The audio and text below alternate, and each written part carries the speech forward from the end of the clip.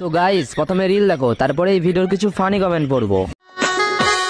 कामावर जायला उशीर झायला, कामावर जायला उशीर झायला, बघतोय रिक्षावाला वाट माझी, बघतोय रिक्षावाला।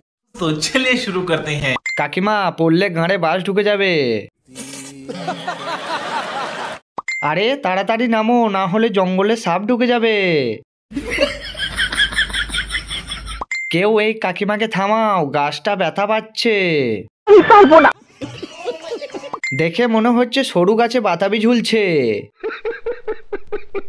এত বড় পায়ের ফাঁক করেছিস, মাঝখান থেকে ট্রেন ঢুকে যাবে। বৌদি তুমি চাড্ডি পরনি।